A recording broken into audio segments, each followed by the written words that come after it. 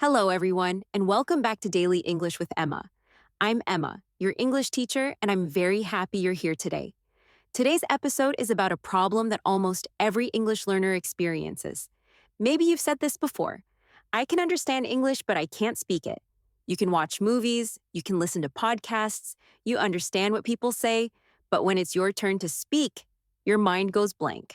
The words disappear. Your mouth feels frozen. If this sounds familiar, this episode is for you. Take a deep breath. There is nothing wrong with you. And most importantly, this problem can be fixed. Why this happens first. Let's understand why this happens. Understanding English and speaking English are two different skills. Understanding is a passive skill. You receive information. Speaking is an active skill. You must create language in real time. Many learners spend years listening and reading, but very little time speaking. So your brain understands English, but it is not trained to produce it. Think of it like this. You know the music, but you haven't practiced playing the instrument. The good news? You can train this skill. Let me show you how. Step 1. Change how you listen. The first step is to change how you listen. Most learners listen passively. That means English is playing, but your brain is not fully engaged. You might be driving, cooking, or scrolling on your phone. This kind of listening helps understanding, but it does not help speaking. What you need is active listening. Active listening means you focus, you repeat, you use your mouth. Here's a simple method. Choose a short audio or video in English. Listen to one sentence. Pause.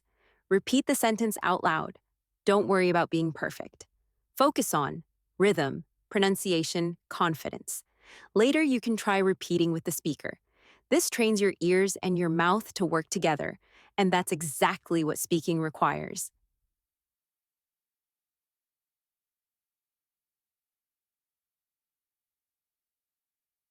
Step 2. Create English time. Every day, the next step is to create English time. This is a short moment in your day when you only think and speak in English.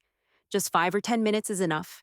You don't need another person. You talk to yourself. For example, when you're in the kitchen, say, I'm making coffee. I need a cup. The milk is in the fridge. When you're getting ready, I'm putting on my shoes. I'm late. I need to hurry. This may feel strange at first. That's normal. But this forces your brain to find words instead of translating slowly. This is one of the most powerful habits for speaking fluently. Step 3. Stop learning single words. Now, this step is very important. Stop learning single words. Single words are not enough for speaking. Instead, learn phrases. I call these ready-made sentences. For example, don't just learn. Important. Learn. That's an important point. Don't just learn. Understand. Learn. I understand what you mean. These phrases help you speak faster because you don't need to build sentences. Your brain grabs the whole phrase and uses it immediately. This is how native speakers talk. Speaking becomes smoother and more natural. Step 4. Speak every single day. This is not optional. If you want to speak English, you must speak every day. Not for 1 hour, not perfectly, just a few minutes. Speaking is a physical skill, like exercising a muscle. If you don't use it, it becomes weak. 5 minutes every day is much better than 2 hours once a week. Consistency matters more than time. Step 5. Record your voice. Many learners hate this step, but it works. Use your phone's voice recorder. Ask yourself a simple question. What did I do today? Then answer out loud. Record yourself for 1 or 2 minutes. Then listen, not to judge yourself, but to notice what you can already say, where you hesitate, what you want to improve. This builds confidence and awareness, and no one else needs to hear it. This is your private practice space.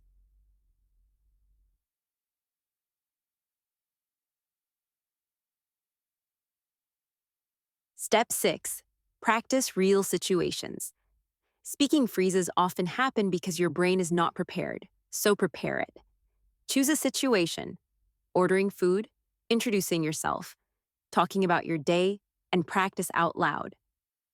You can say both parts. For example, "Hello, can I help you?" "Yes, I'd like a coffee, please." This trains your brain to respond automatically. So when the real moment comes, your brain says, "I know this."